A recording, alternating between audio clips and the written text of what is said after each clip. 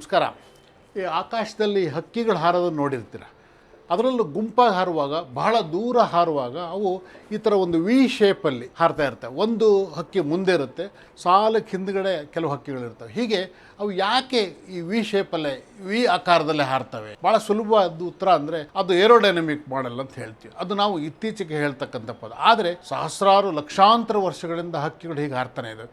ಹಾಗಾದರೆ ಅವು ಹೇಗೆ ಈ ಮಾಡೆಲ್ನ ಸೃಷ್ಟಿ ಮಾಡಿಕೊಂಡವು? ಯಾಕೆ?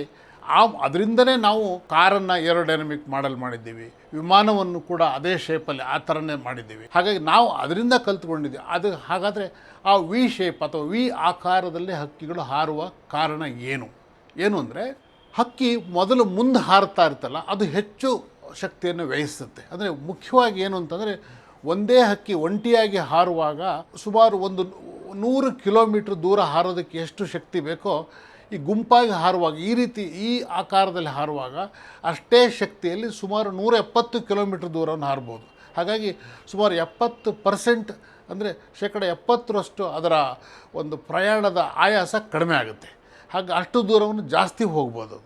ಹಾಗಾಗಿ ಈ ಏರೋಡೈನಮಿಕ್ ಮಾಡೆಲ್ ನಾವು ಅವೇ ವಿಕಾಸ ಮಾಡ್ಕೊಂಡಿವಿ. ಹಕ್ಕಿಗಳು ವಲಸೆ ಹೋಗುವಾಗ ಕಡ್ಡಾಯವಾಗಿ ಇದೇ ಥರ ವಿ ಆಕಾರದಲ್ಲೇ ಹೋಗ್ತವೆ. ಒಂದು ವೇಳೆ ಮುಂದಿನ ಹಕ್ಕಿಗೆ ಹಿಂದಿನ ಹಕ್ಕಿಗಳು ಕ್ವಾಕ್ ವಾಕ್ ವಾಕ್ ಬಕ ಬಕ್, ನಾವು ಯಾರಾದರೂ ಓಡುವಾಗ ಅಥವಾ ಒಂದು ಓಟದ ರೇಸ್ನಲ್ಲಿ ನಾವು ನಮ್ಮನ್ನು ಹುರಿದುಂಬಿಸ್ತಾ ಇರ್ತೀವಿ ನೋಡಿ. ನಮ್ಮ ಕಡೆ ಹುಡುಗನ್ನ ಅಥವಾ ನಮ್ಮ ಕಡೆ ಹುಡುಗಿ ಓಡ್ತಾ ಇದ್ದರೆ ಓಡು ಅಂತ ಚಪ್ಪಳ ತಿಡ್ತೀವಿ, ಹಾ ಹೂ ಅಂತ ಕೂಗ್ತಾ. ಹಾಗೆ ಹಿಂದಿನ ಹಕ್ಕಿಗಳು ಮುಂದಿನ ಹಕ್ಕಿಗೆ ಒಂದು ರೀತಿಯ ಹುರಿದುಂಬಿಸ್ತಾ ಇರ್ತವೆ. ಜೊತೆಗೆ ಅವುಗಳು ಬೀಸುವ ಒಂದು ರೆಕ್ಕೆಯ ಬಡಿತದಿಂದ ಮುಂದಿನ ಹಕ್ಕಿಗೆ ಅನುಕೂಲ ಆಗ್ತಾ ಇರುತ್ತೆ.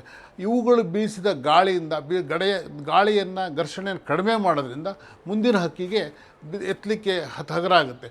ಆ ಹಗುರ ಆಗೋದ್ರಿಂದ ಅದು ಬೇಗ ಮುಂದೆ ಹೋಗುತ್ತೆ. ಅದೇ ಶಕ್ತಿಯನ್ನು ಬಳಸಿ ಹೆಚ್ಚು ದೂರವನ್ನು ಹೋಗೋಕ್ಕೆ ಸಾಧ್ಯ ಆಗುತ್ತೆ. ಒಂದು ವೇಳೆ ಮುಂದಿನ ಹಕ್ಕಿ ಭಾಳ ಶ್ರಮ ಆಯ್ತಪ್ಪ, ಸಾಮಾನ್ಯವಾಗಿ ಆಗುತ್ತೆ. ಅವಾಗ ಏನು ಮಾಡುತ್ತೆ? ನಾವು ಹೇಗೆ ಕಾರ್ ಡ್ರೈವ್ ಮಾಡುವಾಗ ಸ್ವಲ್ಪ ಡ್ರೈವಿಂಗ್ ಅಥವಾ ನಮ್ಮ ಸ್ನೇಹಿತರ ಜೊತೆಗಿದ್ದರೆ ಅವ್ರಿಗೆ ಡ್ರೈವಿಂಗ್ ಕೊಡ್ತೀವಿ, ನಾವು ಹಿಂದ್ಗಡೆ ಕೂತ್ಕೊಳ್ತೀವಿ, ರಿಲ್ಯಾಕ್ಸ್ ಮಾಡ್ತೀವಿ. ಹಾಗೆ ಅವು ಕೂಡ ಮುಂದಿನ ಹಕ್ಕಿ ಅದಕ್ಕೆ ಆಯಾಸ ಆದರೆ ಅದು ಹಿಂದಕ್ಕೆ ಬರುತ್ತೆ, ಕಂಪ್ಲೀಟ್ ಹಿಂದಿನ ಹಕ್ಕಿ ಜಾಗಕ್ಕೆ ಬರುತ್ತೆ. ಅವಾಗ ಅಲ್ಲಿ ಮುಂದಿದ್ದು ಮುಂದಕ್ಕೆ ಹೋಗುತ್ತೆ.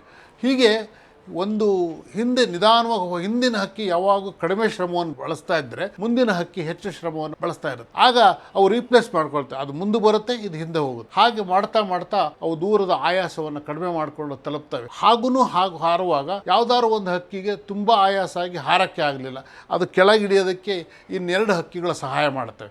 ಅದು ಇಳಿದು ಸ್ವಲ್ಪ ರಿಲ್ಯಾಕ್ಸ್ ಮಾಡ್ಕೊಳಕ್ಕೆ ಅನುಕೂಲ ಮಾಡಿಕೊಂಡು ಮತ್ತೊಂದು ಗುಂಪನ್ನು ಸೇರಿಕೊಳ್ತವೆ. ಹೀಗೆ ಹಕ್ಕಿಗಳು ಹಾರುವಾಗ ಮತ್ತೊಂದು ಹಕ್ಕಿಗೆ ಸಹಾಯ ಮಾಡುವ ಮೂಲಕ ಈ ವಿ ಆಕಾರವನ್ನು ವಿಕಾಸ ಮಾಡಿಕೊಂಡಿವೆ. ನಮಸ್ಕಾರ.